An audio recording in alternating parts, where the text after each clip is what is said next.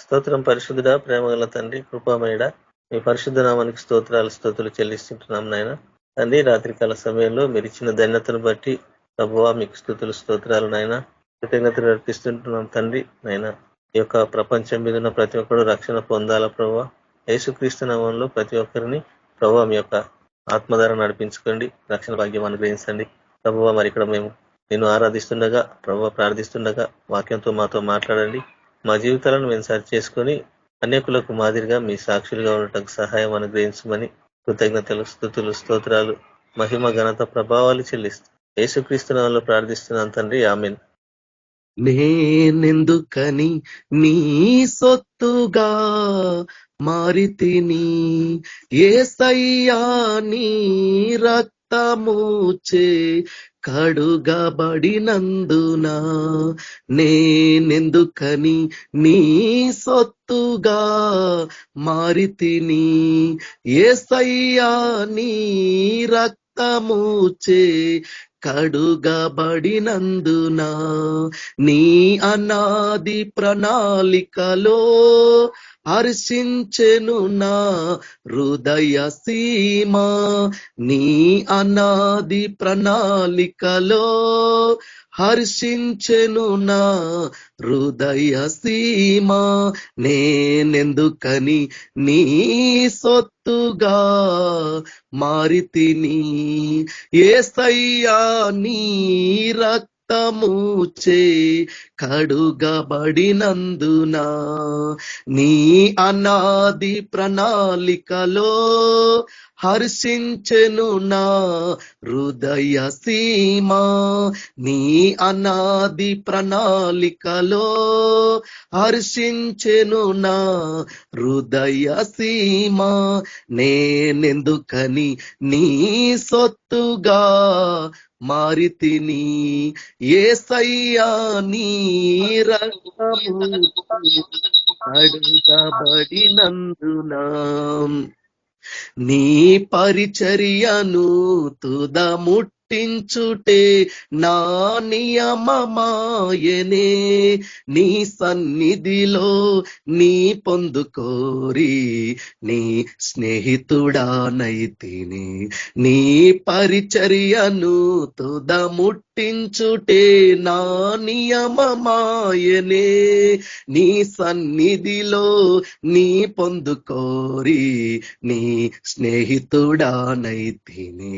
ఆహా నా ధన్యత, ఓహో నా భాగ్యము, ఏమని వివరింతును, ఏమని వివరింతును, ఆహా నా ధన్యత, ఓహో నా భాగ్యము, ఏమని వివరింతును, ఏమని వివరింతును, నేనెందుకని నీ సొత్తుగా మారితిని, యేసయ్యా నీ రక్తముచే కడుగబడినందున, నేనెందుకని నీ సొత్తుగా మారితిని, నీ శ్రమలలో పాలొందుటయే నా దర్శనమాయనే, నా తనువందున శ్రమలు సహించి నీ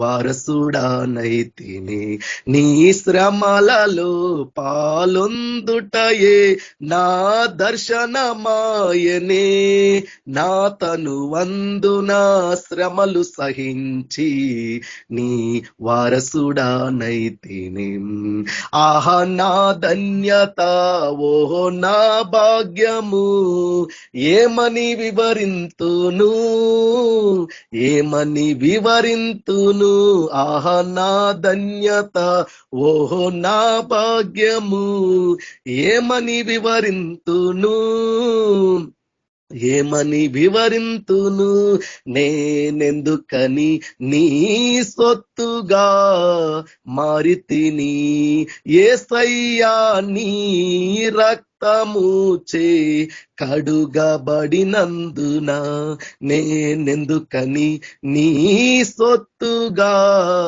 మారితిని, నీలో నేనుండుటే నాలో నీ ఉండుటే నా ఆత్మీయ అనుభవమే పరిశుద్ధాత్ముని అభిషేకముతో నే పరిపూర్ణత చెందేదా. నీలో నేనుండుటే నాలో నీ ఉండుటే నా ఆత్మీయ అనుభవమే పరిశుద్ధాత్ముని అభిషేకముతో నే పరిపూర్ణత చెందేదా. ఆహా నా ధన్యత ఓహో నా భాగ్యము ఏమని వివరింతును ఏమని వివరింతును. ఆహా నా ధన్యత ఓహో నా భాగ్యము ఏమని వివరింతును ఏమని వివరింతును. నేనెందుకని నీ సొత్తుగా మారితిని యేసయ్యా నీ రక్తము చే కడుగబడినందున. నేనెందుకని నీ సొత్తుగా మారితిని యేసయ్యా నీ రక్తము చే కడుగబడినందున. నీ అనాది ప్రణాళికలో హర్షించెను నా హృదయ సీమ. నీ అనాది ప్రణాళికలో హర్షించెను నా హృదయ సీమ. నేనెందుకని నీ సొత్తుగా మారితిని యేసయ్యా నీ రక్తము చే కడుగబడినందున. యేసయ్యా నీ రక్తము చే కడుగబడినందున. నేనెందుకని నీ సొత్తుగా మారితిని. హల్లెలూయా. ప్రైజ్ లార్డ్ అన్న. Thanks. Praise lord Dilip Kumar brother, thank you. Praise lord Vijay brother, praise lord అండి. ప్రైజ్ లార్డ్ సార్ వాక్యం షేర్ చేసుకోండి సార్. ప్రైజ్ లార్డ్ సార్, అందరికీ వందనాలండి. చిన్న ప్రార్థన చేసుకొని మొదలు పెడదాం. పరిశుద్ధుడా మహాగణుడా, స్తుతులు స్తోత్రాలు చెల్లించుకుంటున్నాం, వందనాలు చెల్లించుకుంటున్నాం తండ్రి. అయ్యా, ఈ యొక్క రాత్రికాల సమయమున తండ్రి ఈ యొక్క వాక్యాన్ని తండ్రి మాతో మీరు మాట్లాడబోచున్నారు ప్రభా.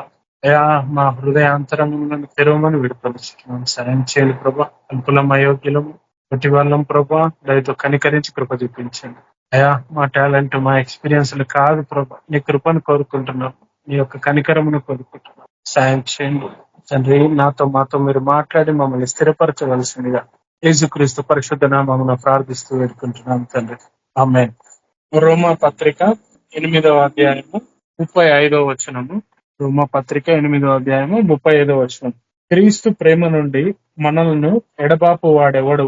శ్రమ అయిన, బాధ అయినను, హింస అయినను, కరువు అయినను, వస్త్రహీనత అయినను, ఉపద్రవమైనను, ఖడ్గము అయినను మనలను ఎడబాపున అని ఒక క్వశ్చన్ మార్క్ పెట్టడం జరిగింది.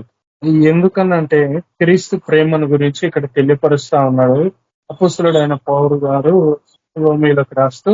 మరి గొప్ప అద్భుతమైనటువంటి ఆదరణ క్రైస్తవులకు మరి కలగబోచున్నటువంటి, ఇక్కడ చూస్తే 6-7 విషయాలు గమనిస్తా ఉన్నాం.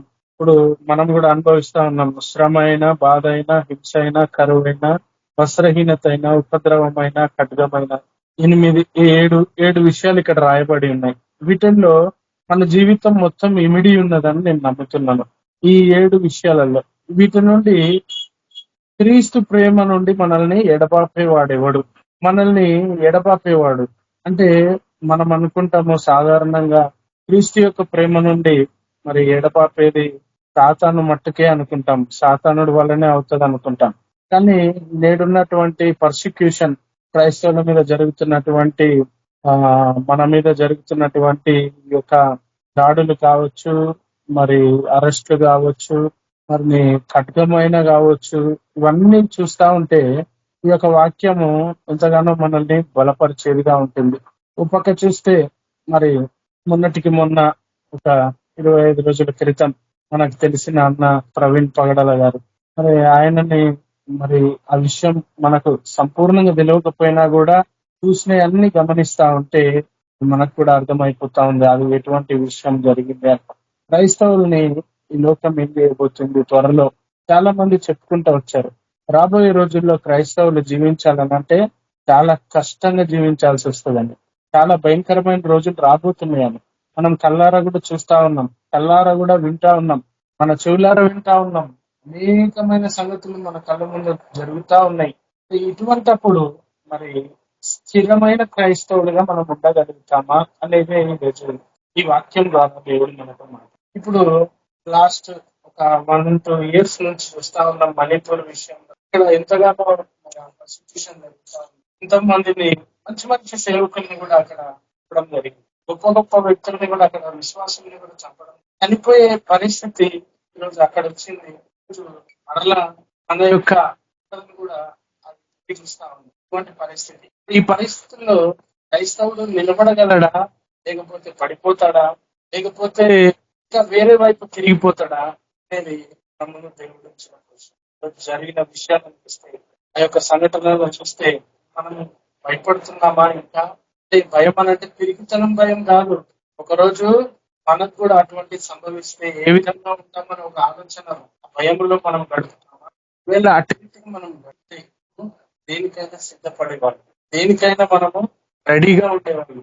అందుకే మత్తయి సువార్త 24 దినమున అనేకుల ప్రేమ ఈ ప్రేమలన్నీ చల్లారిపోతాయి. చూస్తా ఉన్నాం, ప్రేమలు కూడా చల్లారిపోతా ఉన్నాయి. ఇక్కడ కూడా సమాధానం అంటే ఒకరికి ఓర్చుకోలేని నేను మన క్రైస్తవేతరుల గురించి మాట్లాడచ్చు, ప్రేమ గురించి క్రైస్తవ్యంలో ఉన్న జబ్బు గురించి మాట్లాడాలి. క్రైస్తవ్యంలోనే అసూయ, క్రైస్తవ్యంలోనే ద్వేషాలు, అగలు వెనుక వెళ్ళి మాట్లాడుకోవడం, ఇటువంటి పరిస్థితి ఈరోజు మనలో ఉన్నది. ఒకవేళ మన మీద ఆ యొక్క సాతాను అపవాది మన మీద ఇటువంటి శ్రమ, ఇక్కడ ఏం రాయబడి ఉంది? మొదటిది శ్రమ అయినను, ఒకవేళ వాడు శ్రమ తీసుకొస్తే శ్రమలో ప్రభుని పట్టుకుంటామా, లేదా సరిగే వారిగా ఉంటాం, శ్రమను ఆనందంగా భరించే వారిగా ఉంటాం, ఆ శ్రమలో విశ్వాసంలో ఎదగగలుగుతామా? రెండోది ఇక్కడ చూస్తే బాధ అయినను, అన్ని కూడా ఇక్కడ రాయబడిన బాధ అయిన శ్రమ, శ్రమను మనము నిలదొక్కుంటే రెండోది కాసుకొని ఉంటుంది బాధ అయిన. ఎన్ని బాధలు, ఈ బాధలలో చాలా మంది ఏం చేస్తారు, దేవుణ్ణి విగ్రహంగా చేసుకుంటారు. ఏదో ఆదివారం వెళ్ళాలి, కేవలం ఒక రోజు ప్రార్థనలు కూర్చోవాలి అనే విధంగా ఉంటుంది. బాధల్ని బట్టి బాధలు అనేకులు వెనక్కి తిరిగేవాళ్ళు క్రైస్తవం. అలా కావలసినదంతా అయిపోయిన మటుకే ఈయనను కూడా యేసు ప్రభుని కూడా ఏం చేసిందనంటే క్రైస్తవ్యం ఏ విధంగా చూపిస్తుందనంటే విశ్వాసులు ఇలా కూడా ఒక దేవుడు అన్నట్టు చూపిస్తుంది. ఈయననే దేవుడు అని చూపించలేకపోతున్నారు. ఎందుకంటే మన విశ్వాసులు బలహీనులు, వాళ్ళకు ఇది చేస్తాడు, అది చేస్తాడు, అలాగుంటది, ఇలాగుంటది అని తప్ప దేవుని యొద్దకి మరి ఒకవేళ నీకు శ్రమ వస్తుంది, నిలబడగలవా, దాని మీద కట్టడం లేదు. ఒకవేళ బాధ అవుతుంది, బాధలుంటాయి దీంట్లో, నిలబడగలవా, దీని మీద కట్టడం లేదు. మనమే ఏం చేయాలంటే బాధలు వీటిలో కూడా మనం ఆదరించు చూసినట్లయితే హింస అయినను కరువు అయినను చూడండి. ఈ హింసలు ఎప్పటి నుంచి ఉన్నాయంటే BC 300 నుంచి కూడా క్రైస్తవుల్ని ఏ విధంగా హింసించేవారంటే, ఇప్పుడు కొత్తగా జరిగేది కాదు ఈ క్రైస్తవుల మీద హింసలు, ఈ దాడులు. ఒక రోమన్ చక్రవర్తులు ఏం చేశారనంటే, క్రైస్తవుల్ని వాళ్ళు ఆడుకునే స్థలాలలో రాత్రిపూట ఆడుకోవాలనంటే విద్యుత్ దీపాలుగా మనిషిని సజీవంగా తల మీద ఆయిల్ పోసి ఎదిగించి అక్కడ అరుస్తా ఉంటే ఆ కేకల మధ్యలో అలా ఒక నలుగురిని ఆ గ్రౌండ్ లో వెలిగిస్తూ వీళ్ళు స్పోర్ట్స్ ఏవైతే ఆటలు ఏవైతే ఉన్నాయో వాళ్ళు ఆడుకుంటూ ఆనందించేవాళ్ళు. ఎవరినంటే వాళ్ళని కేవలం క్రైస్తవుడు అయినందుకు, యేసుక్రీస్తుని వెంబడించినందుకు. కొంతమందిని ఏం చేశారనంటే ఆవుని దున్నపోతుని కట్ చేసి దాంట్లో ఉన్న పార్ట్స్ అన్ని తీసేసి మనిషిని దాంట్లో పెట్టి కుట్టి ఎండకు పెట్టేసేవాళ్ళు. 2-3 రోజుల తర్వాత భయంకరమైన ఆ ప్రాబ్లంతో చచ్చిపోయేవాళ్ళు లోపలిని. భయంకరమైన హింసలు అవి ఇప్పుడు జరుగుతున్నటువంటి ఒక గంటతో ఒకసారి కాలుతో చచ్చిపోయే హింసలు కాదు. పులుల్లో వదిలేవాళ్ళు, తల నిండా చక్కెర వేసి చక్కెర తినడానికి అడవి చీమలుగా వదిలేవాళ్ళు, ఎలకల్ని వదిలేవాళ్ళు ఒక సంచిలో పెట్టి. ఇవన్నీ క్రైస్తవ్యం అనుభవిస్తా ఉన్నారు. ఒకవేళ అటువంటి పరిస్థితి మనకు వస్తే మనం ఏమంటామంటే, లేదు నేను ఇప్పుడు నేను యేసు ప్రభుని నమ్మట్లేదు. పేతురు అంటాడు, ఎవరో నాకు తెలియదు. కుమారు కోడికోయి పిల్లలు అడిగినప్పుడు ఏం చెప్తాడు, ఆయన ఎవరో నాకు తెలియదు. నన్ను కూడా చెప్తాం ఈరోజు ధైర్యంగా, నా మీదకి వస్తే నేనైతే నిలబడతాను, నేనేం భయపడన్నాను. కానీ ఒకవేళ ఆ సిచ్యువేషన్ మన మీదకి వచ్చింది అనుకో, ఆ రోజు మనం ఏం మాట్లాడతాం. మీకు కూడా మీ దగ్గర ఒక ఎత్తు ఉండాలా, ఎస్ రాబోతుందేమో, అది వస్తుందేమో. చాలా మంది భక్తులు చెప్తా ఉన్నారు, మన మధ్యలో ఉన్న భక్తులు కొద్ది రోజుల్లో మన దగ్గర బైబిల్ కూడా ఉండదండి, ఆగేసుకుంటారు. చర్చికి పోతుంటేనే దూషిస్తున్నారు. వాక్యం చెప్తామనంటే మనల్ని హింసిస్తున్నారు, అవహేళన చేస్తున్నారు, మనల్ని నరాని మాటలు అంటున్నారు. కొద్ది రోజులు పోతే వాక్యమే మన దగ్గర నుంచి తీసేస్తే మన విశ్వాసం ఎక్కడ? చదవండి, ఇంత వలన విశ్వాసం కలుగుతుంది. క్రీస్తుని మాటను గురించి మాటను బట్టి మనకు విశ్వాసం కలుగుతుంది. అయితే ఇక్కడ చూడండి, శ్రమ అయినా, బాధ అయినా, హింస అయినా, కరువులో మనకి ఆహారం దొరకదు, అన్నము కావలసిన వాటర్ కావచ్చు, ఏదైనా కావచ్చు, మనకేది దొరకని పరిస్థితి ఆ కరువులో. అటువంటి సమయంలో మనం ఎవరి వైపు చూస్తాం సార్ ఆలోచించాలి. మనం నిజంగా జీవం గల దేవుని నమ్ముకుంటే ఇక్కడ రాయబడి ఉంది, క్రీస్తు ప్రేమ నుంచి మనల్ని ఎడబాపేవాడెవడు? ఎవడైనా పుట్టాడా? ఇంకా ఎవడైనా మనల్ని ఎడబాపుతాడా? వాడు కాదంట ఎడబాపేది. ఇక్కడ శ్రమ ఎడబాపొచ్చు, బాధ ఎడబాపొచ్చు, హింస అయిన ఎడబాపొచ్చు, కరువైనను, వస్త్రహీనత అయినను. చూడండి, దిగంబరులుగా ఆ యొక్క పరిచర్యను కొనసాగిస్తూ వచ్చాడు. మనం యెషయా గారిని చూస్తే 3 సంవత్సరాలు దిగంబరంగా మరి ఆయన సువార్తను చేశాడు. యెషయా గారి జీవితంలో ఎంత భయంకరమనంటే, ఆ వస్త్రహీనతలో ఉన్నప్పుడు ఆయనకి కనీసం వేసుకోవడానికి చెప్పులు లేవు, దుస్తులు లేవు, కానీ క్రీస్తుని ప్రకటిస్తా వచ్చాడు. ఆ టైంలో ఒక్క ఆత్మను కూడా రక్షించలేదంట ఆయన లైఫ్ టైంలో. అంత గొప్ప వాక్యాలు ఉంటాయి మనకు, ఒక్క ఆత్మ కూడా రక్షింపబడలేదు. అంటే అది కూడా దేవుని యొక్క ప్రణాళికే. అటువంటి ప్రవక్తల్ని కూడా దేవుడు నిలిపాడు. ఆయన ద్వారా ఇప్పుడు అనేకులు రక్షింపబడతా ఉన్నాడు. కళ్ళెదురుగా ఉన్నప్పుడు రక్షింపబడలేదు. వస్త్రహీనత అయినను, ఉపద్రవమైనను, ఖడ్గమైనను మనల్ని ఎడబాపున. చూస్తా ఉన్నాం ఉపద్రవము, ఎన్ని ఉపద్రవాలు వస్తా ఉన్నాయి. ఒక మనిషికి అనేక వైపులుగా నష్టాలు, కష్టాలు, కన్నీళ్లు, వేదనలు, ఎన్నో బాధలు, చెప్పుకోలేనివి, తీర్చలేనివి, ఎన్నో హింసలు, ఇవన్నీ పొందుతా ఉన్నాడు. ఇవన్నీ పొందుతూ చివరికి ఇక్కడ రాయబడింది, ఖడ్గమైనను మనల్ని ఎడబాపున. ఇది ఎవరి గురించి, ఎవరితో మాట్లాడుతున్నాడు పౌలు గారు? ఎవరంటే నిజమైన శిష్యులు, ఎవరంటే సంఘాన్ని ప్రేమించేవారు, ఎవరంటే సేవకుని గౌరవించేవారు, ఎవరంటే తన యొక్క పెద్దని ప్రేమించేవారు. వారి నిమిత్తము ఆయన ఏమని రాస్తున్నాడంటే, ఇదిగో రాబోయే రోజుల్లో శ్రమలు రావచ్చు, బాధలు రావచ్చు, ఎటువంటి అయినా రావచ్చు, నన్ను నిలబడాలి. నీకు అదో ఇదో ఇస్తేనే కాదు యేసుక్రీస్తు ప్రభు, నీకు ఎటువంటి ప్రాబ్లమ్స్ ఉన్నా కూడా.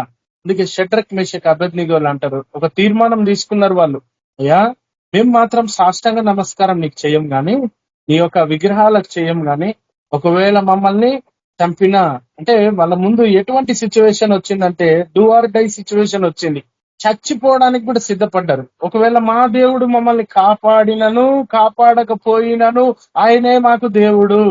ఒకవేళ మాకు శ్రమ ఉన్నను శ్రమ లేకపోయినను మేము మాత్రం ఆయనను విడిచిపెట్టము.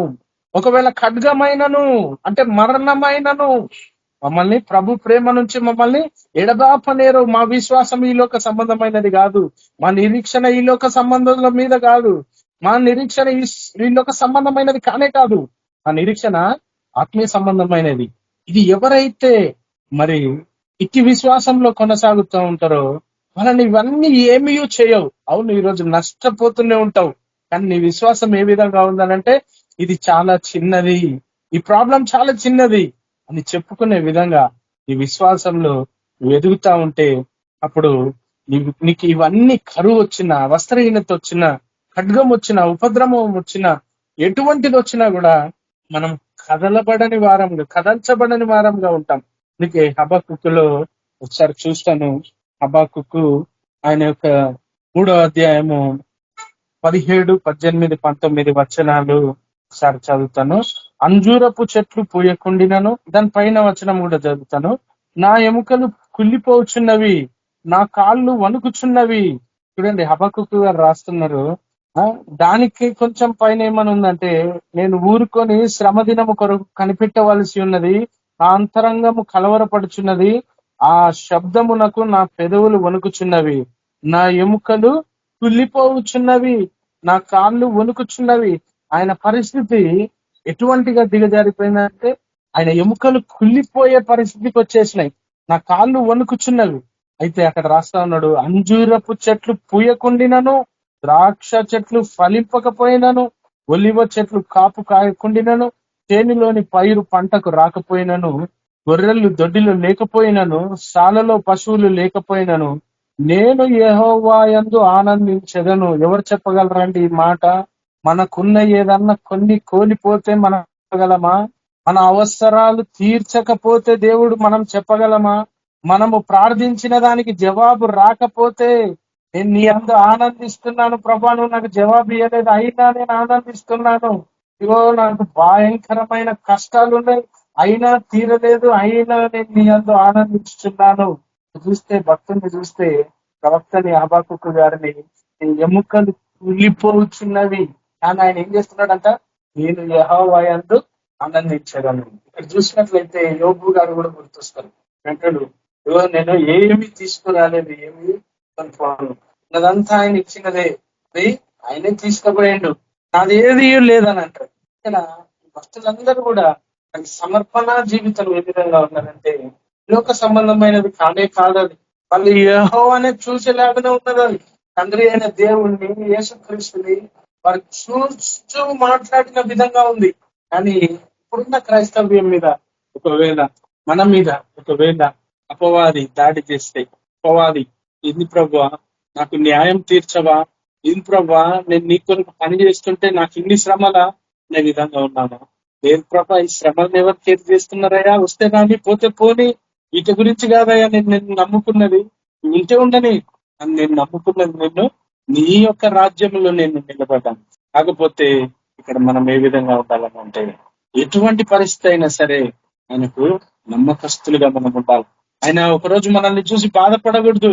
చూడు, వీడికి ఒక చిన్న శ్రమ వస్తే వీడు తట్టుకోలేకపోతున్నాడు, నన్ను విడిచి వెళ్ళిపోతున్నాడు, ఇదిగో అక్రమంగా సంపాదించాలని చూస్తున్నాడు, లంచాలు తీసుకోవాలని చూస్తున్నాడు, వేరే వాళ్ళకి ఇంకొకరి గురించి చెడుగా చెప్పి ఇంకొక పేరు సంపాదించాలని చూస్తున్నాడు, డబ్బు అక్రమంగా సంపాదించాలని చూస్తున్నాడు అని దేవుడు ఒక్కసారి కూడా మన గురించి బాధపడకూడదు.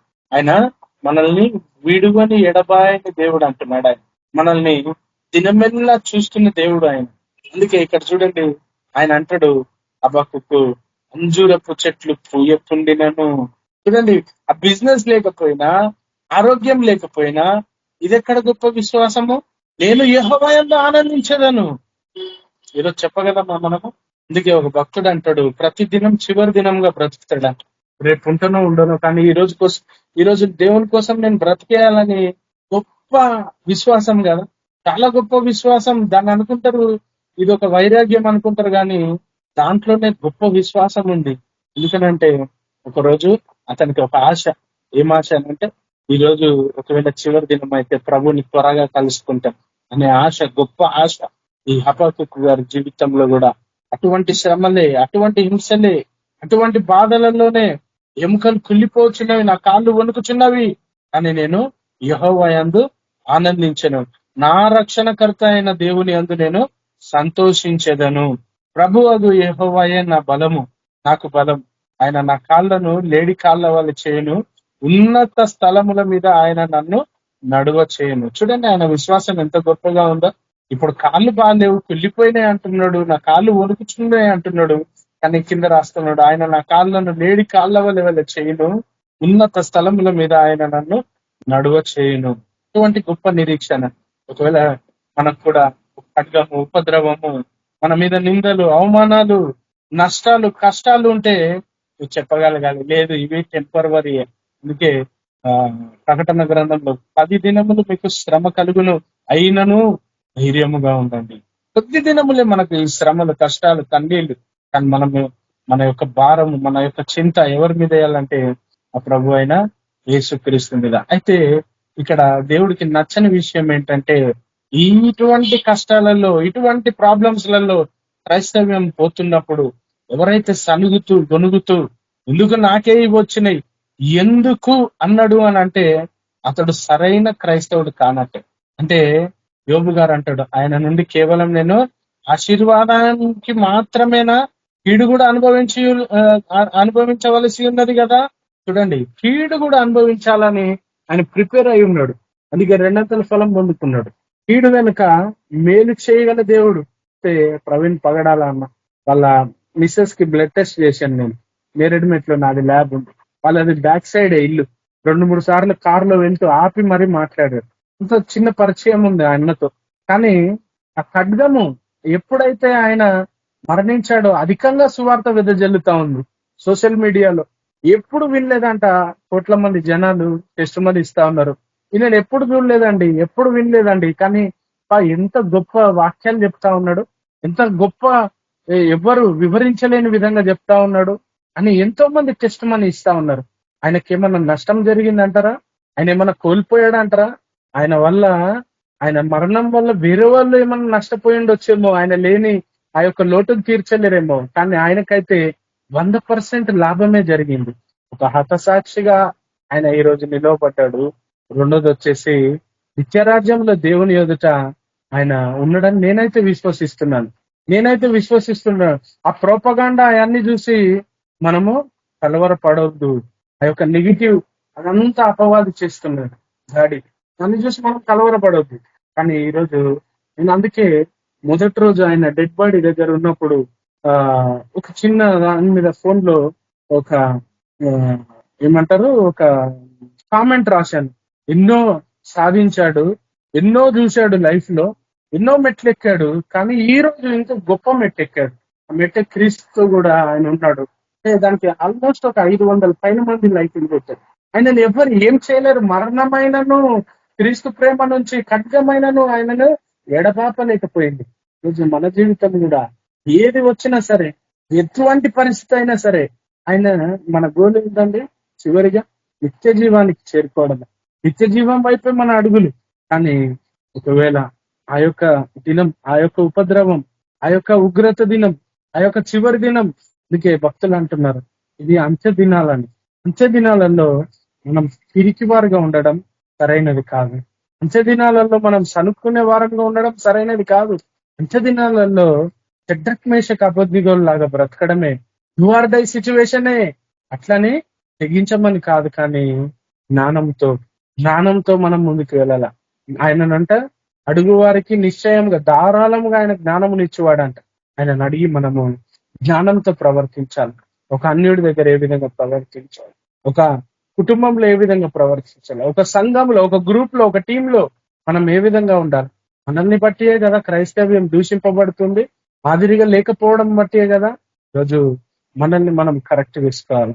లేదు ప్రభువా, ఇదిగో ఇన్ని రోజులు నేను ఈ ఫైనాన్షియల్ లోనో లేకపోతే ఈ అనారోగ్యంతోనో రకరకాల పరిస్థితుల్లోనో నేను ఉండిపోయి సనుక్కుంటా ఉన్నాను, దీన్ని నేను కేర్ చేయను అనే విశ్వాసంలోనికి వెళ్ళాల. హబక్కూకు జీవితంలో అదే కనపడతా ఉంది, యోబు గారి జీవితంలో అదే కనిపిస్తా ఉంది, అపోస్తుల జీవితాల్లో కూడా అదే కనిపిస్తా ఉంది. రాళ్లతో కొట్టబడ్డారు, రంపాలతో కోయబడ్డారు. ఎంత భయంకరమైన పర్సిక్యూషన్ ఈ రోజు క్రైస్తవ్యం అనుభవించిందంటే భయంకరంగా. అయితే చెప్పే విషయం ఏంటంటే రాబోయే రోజుల్లో మరలా పునరావృతం కాబోతుంది, మరలా రిపీట్ కాబోతుంది. ఏదైతే ఆదిమ సంఘానికి జరిగిందో అందుకే అపోస్తుల కార్యాలలో రాస్తాడు, మొదటగా వారు క్రైస్తవులు అనబడిరి అని. ఇప్పుడు యేసుక్రీస్తుని ఎప్పుడైతే బోధించారో శిష్యులు వాళ్ళని ఒక చిన్న చూపు చూసినట్టుగా, ఇదే వీళ్ళు క్రైస్తవులు రా అన్నట్టుగా మాట్లాడారంట. అక్కడ మొదటగా వాళ్ళు క్రైస్తవులు అనబడిరి. ఈరోజు మన మీదకి కూడా అటువంటి వస్తే నీ వ్యక్తిగత విషయంలో ఎస్ నేను యెహోవా యందు ఆనందించుచున్నాను అని చెప్పగలే ధైర్యం ఉందా? అందుకే ఈ యోబు గ్రంథంలోనే అంటాడు, నీ భక్తి నీకు ధైర్యము పుట్టించదా? మన భక్తి మనకి ఈరోజు ధైర్యం పుట్టిస్తుందా? లేదా మన భక్తి ఈ మనుషుల మీద ఆధారపడే విధంగా చేస్తుందా? ఈ మనుషుల చేతులను చూసే విధంగా చేస్తుందా? ఏ విధంగా ఉంది మన భక్తి? మన భక్తికి శక్తి లేని రోజుల్లో ఉంటున్నాం. మన భక్తి ఇహ సంబంధమైనది. మన భక్తి ఇదిగో నాకున్నా లేకపోయినా పర్వాలేదు, నాకు దేవుడు ఉన్నాడు. ఏంటంటే నిజమైన ఆశీర్వాదం? ఇక చిన్నపిల్లడు చెప్తా ఉన్నాడు, ఆశీర్వాదంలో ఏది నాయన నీకు కావాలని అంటే మొదటి ఆశీర్వాదం అన్నాడు. ఏంటి ఆ మొదటి ఆశీర్వాదం అంటే యేసు ప్రభు. నాకున్న ఆశీర్వాదం ఏంటి అంటే యేసుక్రీస్తే. నాకున్న కోట్లాస్తి ఏందనంటే యేసుక్రీస్తే. నాకున్న సమస్తం ఏంటంటే యేసుక్రీస్తే. అది చెప్పగలుగుతావా? లేకపోతే నాకున్నాయి బ్రదర్ కొన్ని కొన్ని సమస్యలు, ఇవి ఉన్నాయి, అవి ఉన్నాయి, ఇవి ఉన్నాయి, ఇవే నా ఇంకా లైఫ్ మొత్తము, వీటితోనే ఈ జీవితాన్ని ఎండ్ చేస్తామా? అధికమైన విశ్వాసంలోకి వెళ్ళాలని క్రీస్తు ప్రభు మనల్ని తొందర పెడతా ఉన్నాడు. అధికమైన విశ్వాసం. చివరి దినాలలో ఉన్నాం. వాడు గర్జించు సింహం వల్ల ఎవడిని మృంగేద్దామా అని చూస్తా ఉన్నాడు. కలిగిస్తా ఉన్నాడు. అనేక శ్రమలు, అప్పులు, కష్టాలు, వాటిల్లోనే నిన్ను కూరుకుపోయేలాగా చేస్తా ఉన్నాడు. వాటిని నువ్వు నెగ్లెక్ట్ చెయ్యి, వాటిని నువ్వు పట్టించుకోకు. ప్రభు వైపు చూడు. ఇదిగో నేను నీ అందు ఆనందిస్తున్నాను ప్రభువా, నీకు సమస్తం తెలుసు ప్రభువా. అందుకే అంటాడు, ఇదిగో ఆకాశ పక్షులను చూడుడి, అవి విత్తవు కోయవు, కానీ వాటిని నేను పోషించుతున్నాను. ఒక్కరోజు పోషించాడా? కొన్ని రోజులు పోషించాడా? కొన్ని సంవత్సరాలు పోషించాడా? వాటి జీవిత కాలం అంతా వాటిని పోషిస్తా ఉన్న దేవుడు.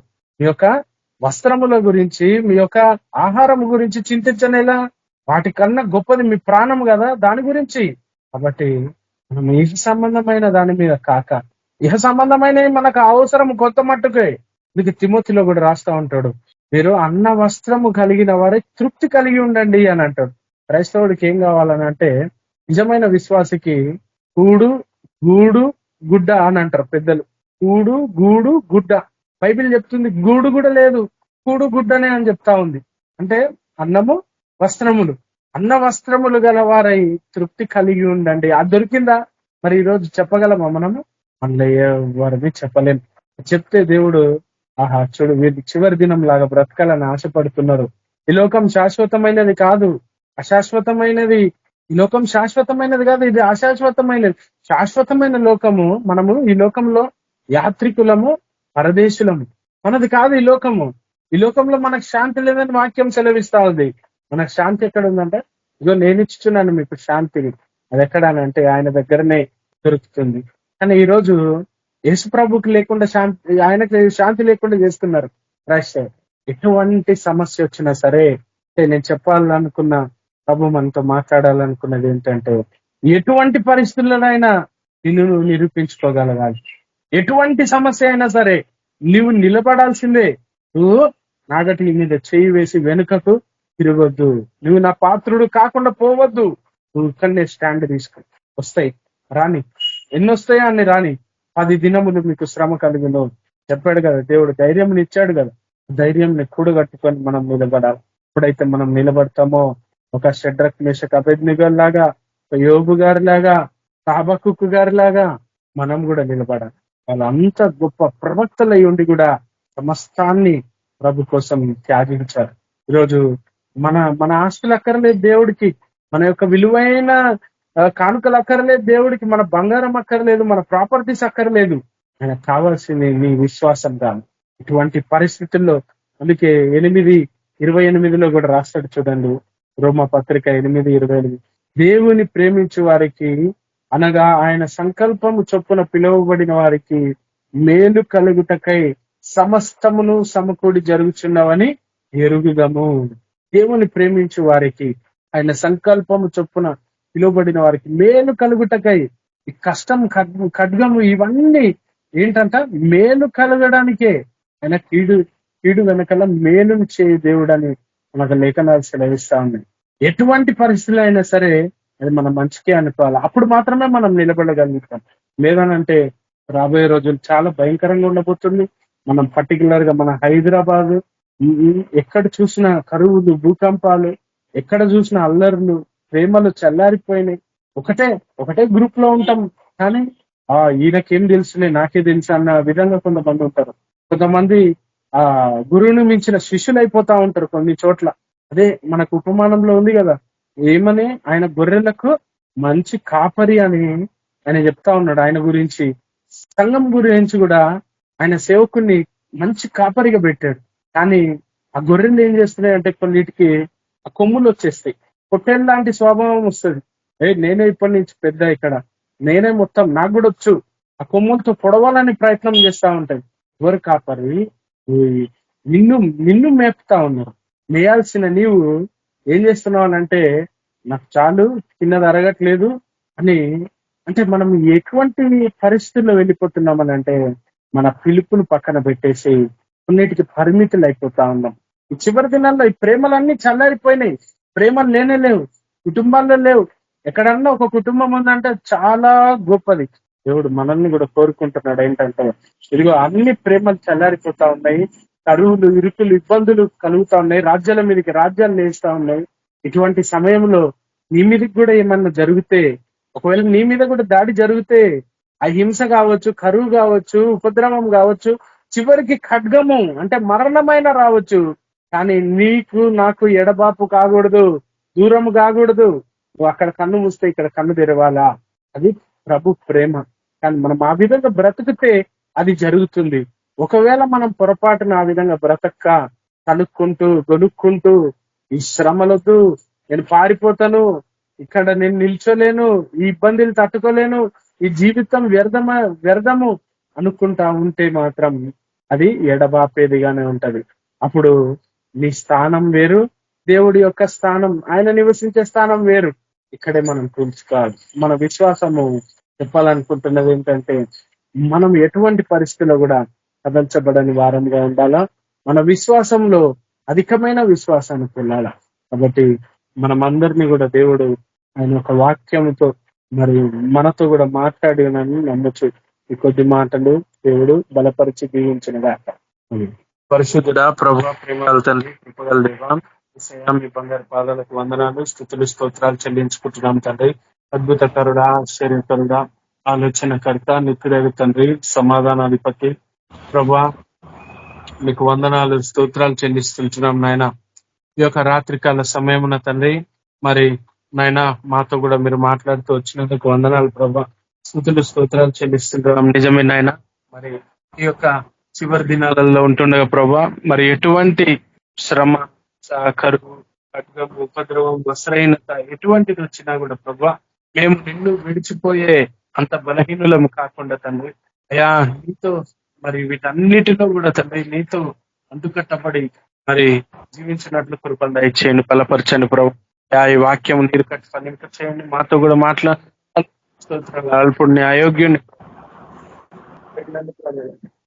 మా దేశంలో ఆత్మల గురించి ప్రార్థన చేస్తూ ఈ ఒక్కరిని దర్శించండి. జరుగుతున్న పర్సిక్యూషన్ లో కూడా కృపను అనుగ్రహించండి. జ్ఞానం అంటే ఏ విధంగా జ్ఞానంగా మాట్లాడాలనో, ఏ విధంగా తప్పించుకోవాలనో, ఏ విధంగా ధైర్యంగా ఎదుర్కోవాలనో ఈ విషయాల్లో నీ కృపను దయచేయండి ప్రభా. సాయం చేస్తున్నాడు ఆయన, ముఖ్యంగా మరి నాయన అనేకులు తన ద్వారా బలపడుతున్నారు. అందరినీ బట్టి మీకు వందనాలు ప్రభా, స్తోత్రాలు ప్రభా. తోడుగా నేడుగా మీరు ఉండమని ప్రభా, మరి అల్పం నా యోగ్యం నాకు కూడా ఇచ్చిన భాగంతో మీకు వందనాలు, స్తుతులు, స్తోత్రాలు చెల్లించుకుంటూ తగ్గించుకుంటూ మీ నామాన్ని హెచ్చిస్తూ యేసుక్రీస్తు పరిశుద్ధ నామమున ప్రార్థిస్తూ వేడుకుంటున్నాము తండ్రి. Praise lord sir, thank you. ఒక 3 ప్రేయర్ రిక్వెస్ట్లు ఉన్నవి. సుజాతక్క, ప్రైజ్ లార్డ్ అక్క. పరిశుద్ధులకు తండ్రి, కృపామయుడ, జీవం గల దేవ యేసు ప్రభా, నిన్న నేడు నిరంతరం ఏకరీతిగా ఉన్న గొప్ప తండ్రి, మహాపరిశుద్ధుడైన దేవా, నీకే స్తుతులు, స్తోత్రమైన నా దేవా, నా ప్రభా. ఈ గడిచిన కాలం అంతా ప్రభా మమ్మల్ని అందరినీ సురక్షితంగా కాపాడినైనా, మీ కృపలో మమ్మల్ని భద్రపరుచుకున్నారు, మమ్మల్ని సజీవ లెక్కలో నిలబెట్టుకున్నారైనా, మీకు కనికరం బట్టి నీకు ఎంతో వందనాలు ఇస్తాయా. కృతజ్ఞత స్తుతులు చెల్లించుకుంటున్నాం. సమస్త ఘనత, మహిమా, ప్రభావం తండ్రి నీకే అర్పించుకుంటున్నాయినా. మీ కృపలో మమ్మల్ని జ్ఞాపకం చేసుకున్నారైనా, మీ పాదాల దగ్గర ప్రభావ మీ సన్నిధిలో గడిపే గొప్ప భాగ్యాన్ని మాకు అనుగ్రహించినారు. నీకు ఎంతో వందనాలు ప్రభావ. ఎవరికి లేని గొప్ప ధన్యత ప్రభావ మీరు మాకు అనుగ్రహించినారు. నీకు ఎంతో వందనాలు అర్పించుకుంటున్నాం. కృతజ్ఞతాస్తుతులు చెల్లించుకుంటున్నాం అయినా. వాక్యం ద్వారా ప్రభావ మీరు మాతో మాట్లాడినారు ప్రభావ. అయినా మీ ప్రేమల నుంచి ప్రభావ ఏది కూడా మమ్మల్ని విడదీయద్దు ప్రభావ. అయినా అలాంటి ప్రభావ శాశ్వతమైన మీ ప్రేమలు మేము సంపూర్ణంగా ప్రభావ మేము నిమగ్నమై ప్రభావ మీ మనసు మేము కలిగి ప్రభావ ఎన్ని శ్రమలు వచ్చినా గానీ, కష్టాలు వచ్చినా గానీ వాటన్నిటి నుంచి మేము విజయం పొంది మీ ప్రేమలు మేము పరిపూర్ణత చెంది అనేకులకు మీ ప్రేమను సువార్త రూపంగా ప్రకటించాలని సహాయపడమని ప్రార్థిస్తాం. గొప్ప దేవ, ప్రార్థన అంశాలైనా మీ సన్నిధి మేము తీసుకెళ్తుండగా ప్రభావ మీ కృపలో మరోసారి జ్ఞాపకం చేసుకునైనా నవీన్ బ్రదర్ గురించి మేము ప్రార్థిష్టమైనా బిడ్డ మీ కృపలో జ్ఞాపకం చేసుకోండి. కలువరిశిలోనైనా మీరు పొందిన గాయాలలో స్వస్థత ఉంది ప్రభావ. యేసుక్రీస్తు పరిశుద్ధ నామమున ఆ బిడ్డ తల నుంచి అరికాలకి ప్రతి అవయానికి ప్రభావ సమృద్ధికరమైన స్వస్థత ప్రకటిస్తున్నాం యేసుక్రీస్తు నామమున. హల్లెలూయా. ప్రతి చీకటి దురాత్మ శక్తులను గద్దిస్తున్నాం యేసుక్రీస్తు నామమున. సంపూర్ణ హీలింగ్ ప్రకటిస్తున్నాం అయినా. స్వస్థపరచండి, ప్రతి పాపములు క్షమించండి, కనికరం చూపించి రక్షణ కార్యం జరిగించినైనా మీ మహిమను నిలబెట్టుకోండి. కుటుంబంతో రక్షణ మార్గం దయచేయమని ప్రార్థిస్తాం. ఆ రీతి ప్రభావ హత్యత గురించి మేము ప్రార్థిస్తాం దేవా. ఆ బిడ్డలు మీ కృపలో జ్ఞాపకం చేసుకుని అయినా ఒక తలలో ప్రభావ ఉన్న ప్రతి నరాలో ప్రభావ మీ రక్త ప్రోక్ష అనుగ్రహించండి. ప్రతి బ్లడ్ క్లాట్స్ యేసుక్రీస్తు నామములో కరిగిపోను కాక. హల్లెలూయా. ప్రతి చీకటి దురాత్మలను, ఆ బ్లడ్ క్లాట్స్ ఉన్న ప్రతి దుష్టాత్మలను, ఆ బ్రెయిన్ ఉన్న ప్రతి ఆర్గన్స్ ఉన్న దుష్టాత్మలను యేసుక్రీస్తు కాలిపోను కాక. హల్లెలూయా. సంపూర్ణ స్వస్థ బిడ్డకు అనుగ్రహించినైనా ఓ దేవా మీ కృపలో జ్ఞాపకం చేసుకోండి. ముఖ్యమైనది ప్రభావ బిడ్డ రక్షణ పొందలాగానే మీ కృప దయచేసి దర్శించండి, రక్షణ మార్గం దయచేయమని ప్రార్థిస్తాం. ఆ దేవ కుటుంబీకులందరూ మీరు రక్షించుకొని అయినా స్వస్థపరిచి మీ మహిమార్థంగా నిలబెట్టుకోమని ప్రార్థిస్తాం. ఆ రీతిగా ప్రభావ అయినా సుందర గురించి మేము ప్రార్థిస్తాం దేవా. బిడ్డలు మీరు ముట్టండి అయినా మీ కృపలో జ్ఞాపకం చేసుకోండి, మీ కనికరం చూపించండి. ఒక తాగుడిన దురాత్మ నుంచి విడుదల దయచేయండి, సంపూర్ణ స్వస్థ అనుగ్రహించండి. ప్రతిదిన దురాత్మ తాగుబోతు దురాత్మను ఏసుక్రీస్తున్న గద్దిస్తున్న దుష్టాత్మ విడిచిపెట్టి ఏసుక్రీస్తునికి ఆజ్ఞాపిస్తున్నాం దేవా. బిడ్డకు సంపూర్ణ విడుదల దయచేయండి అయినా. ఓ దేవా ప్రతి అవయవాన్ని మీరు స్వస్థపరచండి, ఆ యొక్క లివర్స్ మీరు స్వస్థపరచండి, హీలింగ్ దయచేయండి అయినా. పాపం క్షమించినైనా కనికరం చూపించి ఆవుషి పోషింపజేసి జీవింపజేసి మీ కొరకు గొప్ప సాక్షిగా నిలబెట్టుకోమని ప్రార్థిస్తాం. ఇక 3 అంశాల్లో ప్రభావ మీరు కార్యం జరిగించండి. ప్రతి ప్రార్థనకు మీరు జవాబు అనుగ్రహించి మీ మహిమార్థమైన కుటుంబాలు నిలబెట్టుకొని ముఖ్యమైనది ప్రభావ ప్రతి ఒక్క బిడ్డ ప్రభావ మీ సువార్త ప్రకటించాలా, మీ మహిమార్థమై ప్రభావ నిలబడి జీవించాలా, నేను మహింపరచాలా. ఆ రీతిగా 3 కుటుంబాలను మీరు తయారు చేయమని యేసుక్రీస్తు పరిశుద్ధ నామమున ప్రార్థించుతున్నాం తండ్రి. ఆమేన్. ఆమేన్ బ్రదర్. ప్రైజ్ లార్డ్ అన్న. థ్యాంక్ యూ అన్న. మన ప్రభువైన యేసుక్రీస్తు యొక్క కృప సమాధానం నడిపింపు మనందరికీ సదాకాలం తోడైనను గాక. ఆమేన్. Praise Lord. అందరికీ